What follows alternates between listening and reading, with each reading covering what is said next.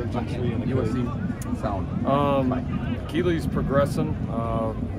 You know, excited. He had a good week last week. It was obviously good to be able to not play him, but still be questionable going into this game, as will Eric. And Eric?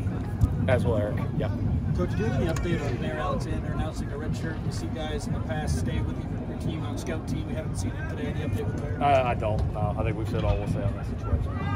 Lincoln, how concerned are you with the amount of hits Miller's taken the past couple weeks? Well, it's just part of playing the position. You know, I mean, yeah. I mean, I'm sure you'd love to leave.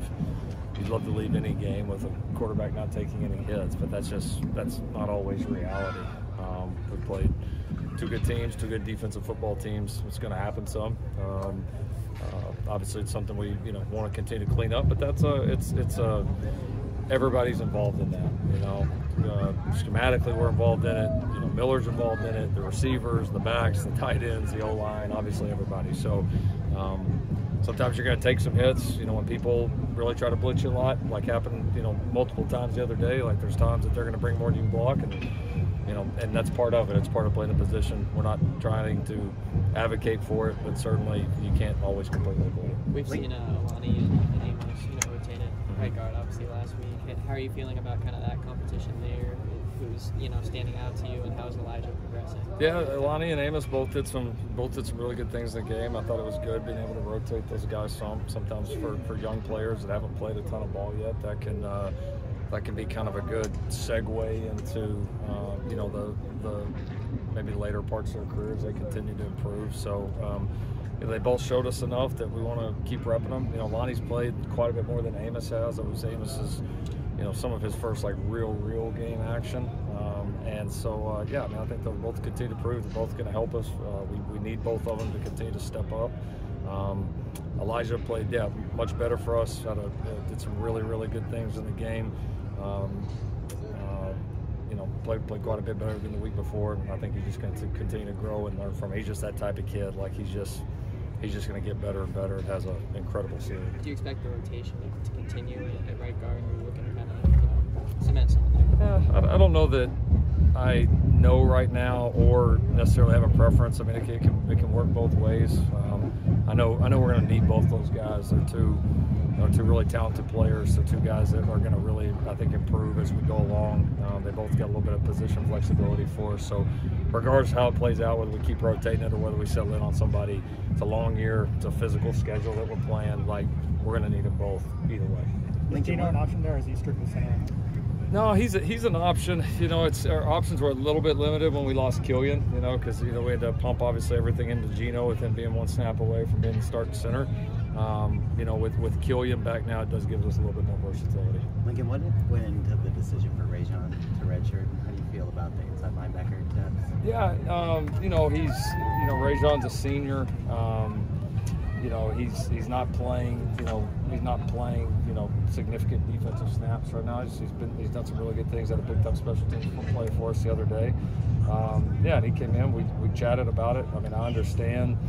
You can understand both sides of it. I think it's it'll be something that'll have to be addressed. I think big picture. Putting teams, players, all that in these positions. This 4-game redshirt deal is. I think there's probably some better ways to do it than maybe what we're doing it right now. But as long as we have it, you're going to have situations like this, and you understand the push-pull. I mean, the kid really wants to play, but he also, wants a chance to play more defensively too. And so, we'll watch it play out. Nothing's set in stone right now. That option's out there, but we'll see how this season evolves and how it evolves for Rajon. Is there a better way in your mind? I think guys should have 5 years. Do whatever you want, play as much as you want or as little as you want, and the only way you get an extra one is if you have 2 season-ending injuries where you miss the whole season. And I think it should be that plain and simple and be done, and then nobody have to worry about all this other crap about how many games you played and all that. But I understand why it's there, but I still think it's a little bit behind the times.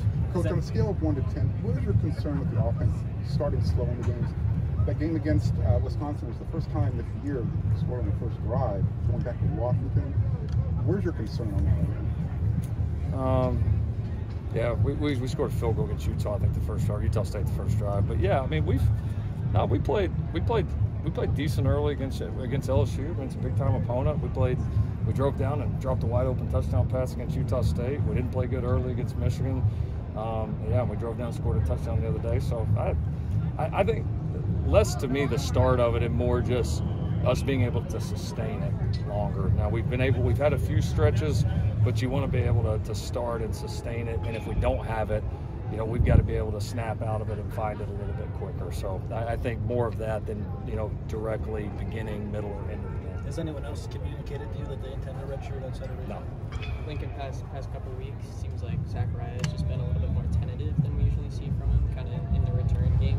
What have you seen, from him there that you're kind of, is there anything that you feel like he needs to kind of get back on track with? How do you feel with him there? No, I wouldn't. I mean, we thought he made, maybe one decision in the Michigan game where he should have taken it back, or where he should have returned it.